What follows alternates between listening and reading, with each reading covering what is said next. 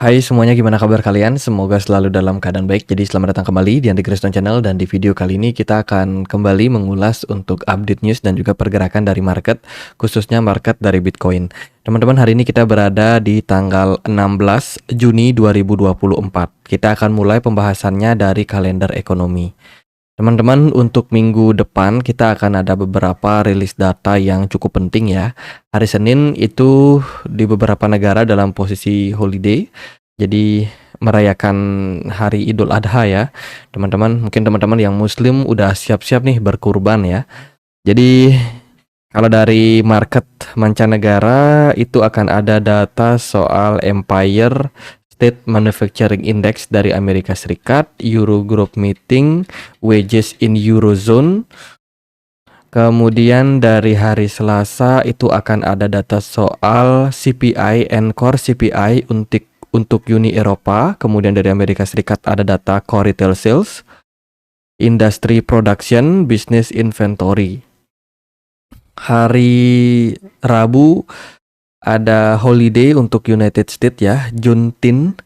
Kemudian dari data ada Inggris yang akan melaporkan data inflasi CPI mereka, CPI dan juga PPI di hari Rabu. Kemudian di hari Kamis, ini hari yang biasanya cukup rawan, ada beberapa rilis data terkait dengan interest rate decision dari Indonesia, keputusan suku bunga BI.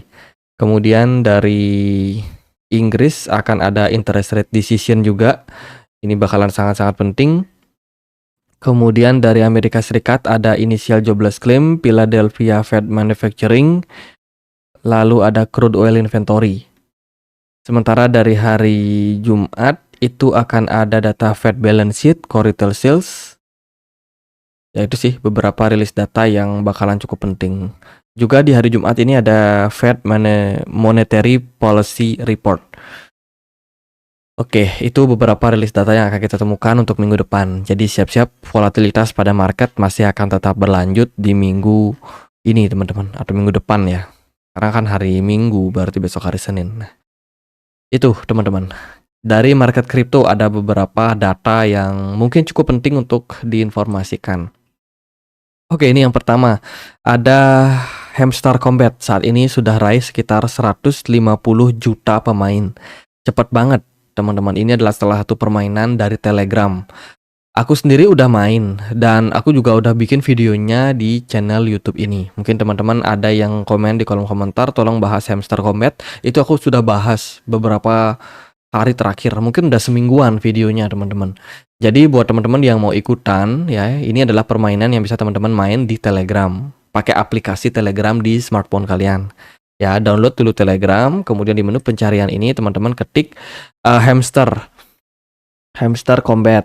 Masuk yang ke sini yang ada centangnya ini, kemudian teman-teman klik yang play in one click. Nah, itu teman-teman main. Tapi mainnya nggak bisa di PC ya. Jadi teman-teman harus main di HP teman-teman. Nah, aku sendiri udah main dan aku selalu sharing secara konsisten ya, daily combo yang bisa teman-teman dapetin. Kayak ini contohnya, hari ini ada App Center, P2P, dan juga NFT Collector. Itu teman-teman bisa cari untuk klaim sekitar 5 juta koin. Terus juga tap-tap aja.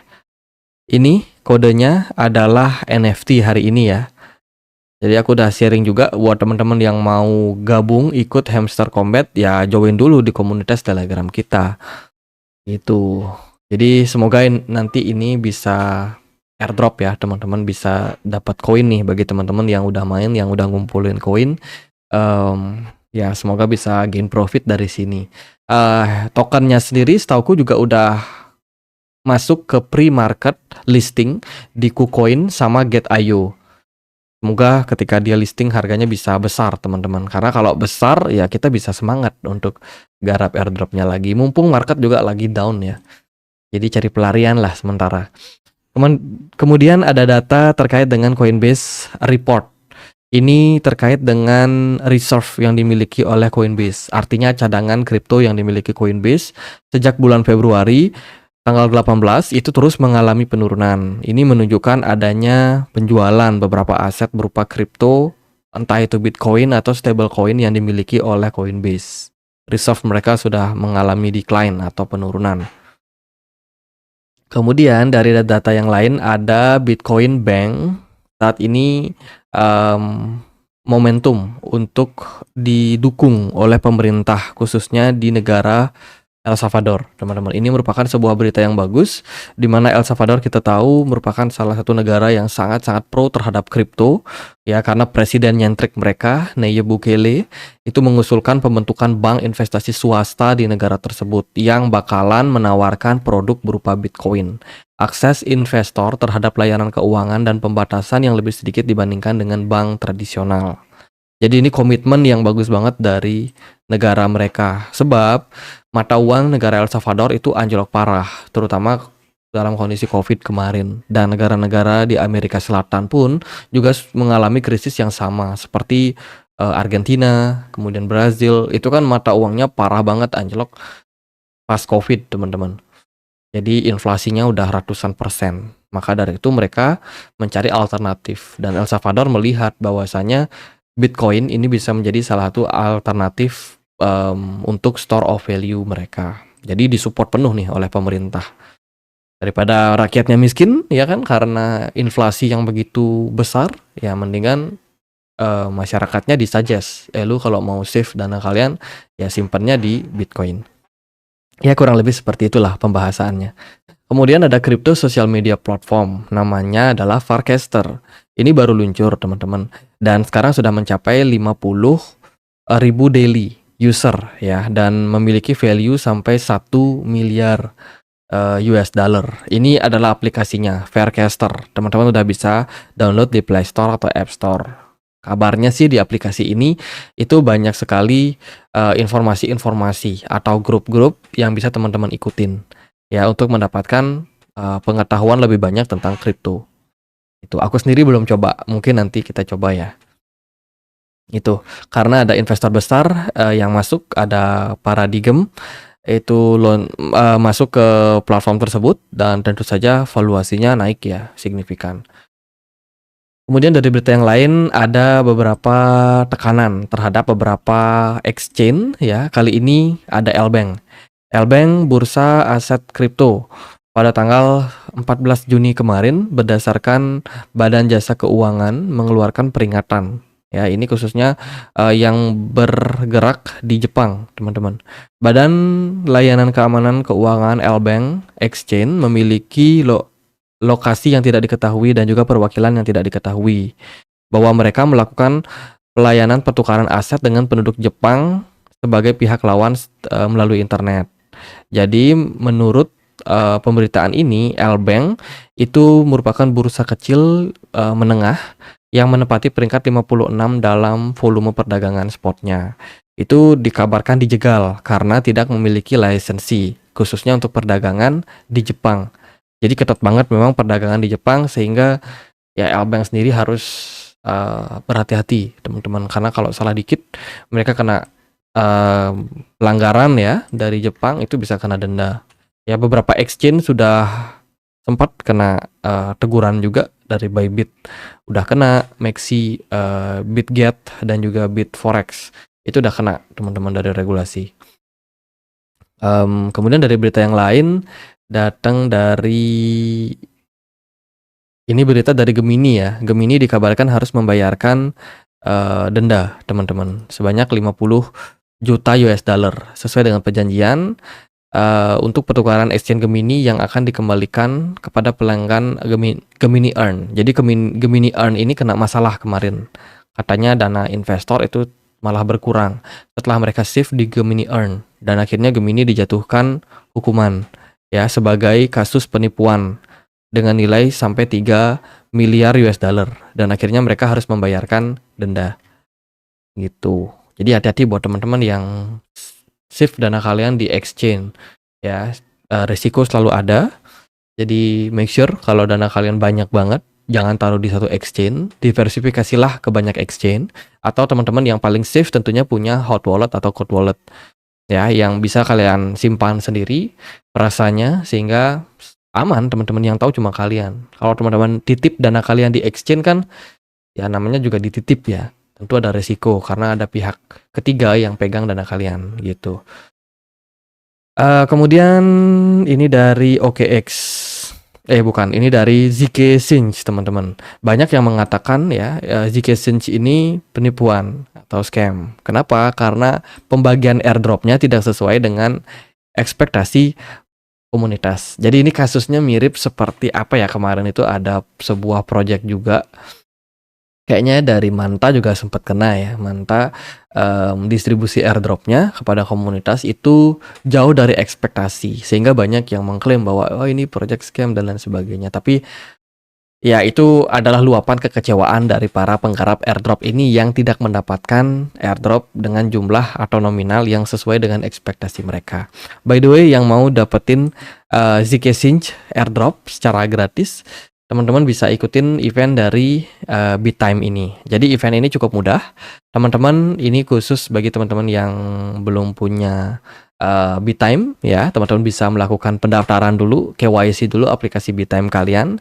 Nanti linknya aku sertakan di kolom deskripsi. Jangan lupa pakai kode referral yang sudah aku punya, teman-teman, untuk mendapatkan profit gain yang lebih besar ya, karena ada fee transaksi yang lebih murah buat kalian. Kemudian teman-teman bisa dapatin juga dengan mendapatkan poin kalau teman-teman melakukan deposit, trade, dan juga mengundang teman kalian. Gitu. Jadi cuma itu sih. Jadi daftar, kemudian deposit, trade, and undang. Itu nanti akan dikumpulkan poinnya. Nah, poin tersebut bisa teman-teman klaim. Ya, ini airdropnya masih akan berlangsung sampai 6 hari 19 jam ke depan. Itu jadi masih ada peluang buat kalian yang mau dapetin airdrop zkSync. Next, kita lihat dari berita perpolitikan Amerika Serikat. Ada Joe Biden, dikabarkan itu bakalan mencari wakil. Wakil yang ditunjuk, ini masih niat ya teman-teman, belum dieksekusi. Itu adalah Caroline Crenshaw. Ya, ini adalah salah satu komisaris dari anti crypto SEC. Jadi ini dibikin oleh Elizabeth Warren sama Gary Gensler. Tentu saja untuk menjegal perkembangan kripto. Jadi kalau Joe Biden join sama Caroline, ya otomatis posisi dari Joe Biden sini sebenarnya bertentangan. Meskipun kalau kita lihat dari pemberitaan, Joe Biden katanya udah mulai menerima donasi perpolitikan dia ya ketika pemilu ini itu dengan kripto. Tapi tetap aja posisinya lebih condong ke anti kripto. Gitu. Jadi siapakah yang akan menjadi wakil? Kita tidak tahu. Kita akan lihat. Kemudian dari berita yang lain, ini dari Eric Bakulnas. Dia dia memprediksi bahwa ETF Ethereum bakalan mulai diperdagangkan di 2 Juli. Itu akan dapatkan approval berdasarkan staff yang mengirimkan komentar penerbit strip 1 hari ini. Jadi prediksinya itu tanggal 2 Juli. Apakah benar? Ya, who knows. Kemudian berita yang lain datang dari Car Finance. Belakangan Car Finance ini kan kena masalah terkait dengan penyediaan aset likuiditas yang sulit. Kemudian juga ada beberapa masalah, ada bugs lah di dalam jaringannya, teman-teman. Nah, tidak ada lagi utang macet di Lamaland. Ini dikonfirmasi oleh Car Finance ya. Kemudian juga ada berita terkait dengan proposal burning yang akan mereka lakukan. CRV burn proposal akan diluncurkan dan ini akan di-voting selama 3 bulan ke depan. Dan tentunya Car Finance akan siap di burning yang bisa meningkatkan valuasinya. Teman-teman boleh pantau token CRV.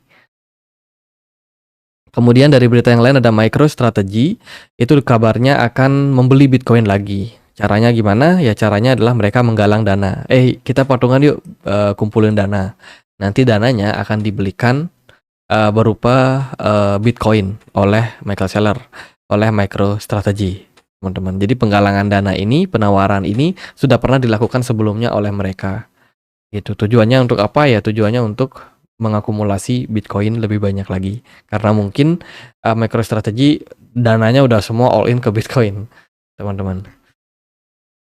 Kemudian dari pergerakan para hedge fund, ya arus keluar terjadi lebih besar lagi pada Grayscale, kemudian Fidelity, ARK Invest itu menyumbang kalau di total sampai 150 juta US dollar ya, lebih teman-teman. Aset yang keluar dari market kripto. Wow, ada arus keluar yang memang terjadi cukup besar. Kemarin juga aku udah jelasin tentang hash rebound indicator.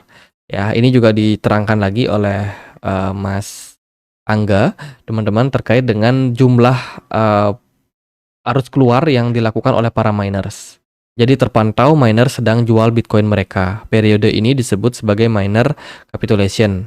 Sejak kapan mereka jual? Dugaannya adalah mereka sudah jual untuk menghindari pajak 30% yang diinisiasi oleh Joe Biden. Itu penyebabnya, teman-teman. Sejak kapan? Ya, mereka menjual mulai 10 Juni kemarin. Jadi sudah mulai ada distribusi sekitar 1.200 Bitcoin.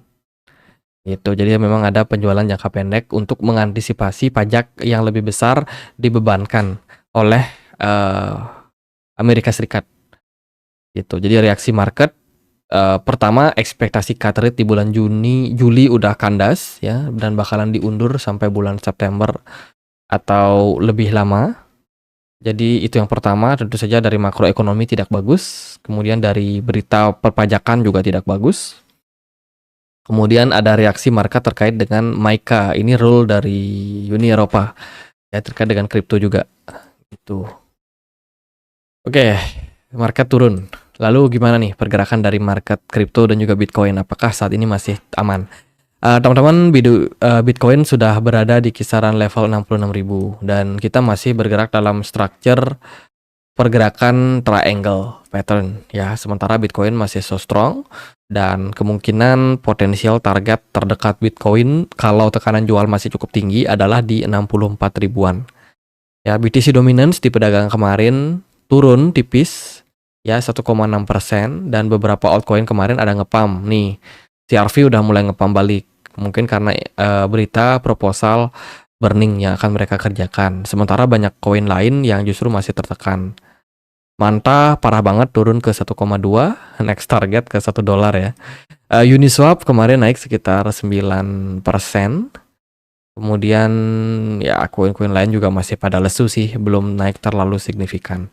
Jadi dalam posisi seperti ini ya kalau dari saya tetap akumulasi time yang sangat-sangat bagus, sangat-sangat ideal buat diakumulasi ya, terutama untuk altcoin yang udah jatuh banget harganya.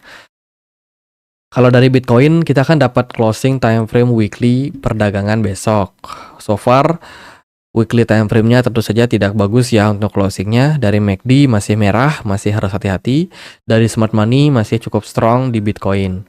Sementara di time frame daily, pergerakan Bitcoin udah merah dalam beberapa waktu terakhir, jadi masih cenderung negatif.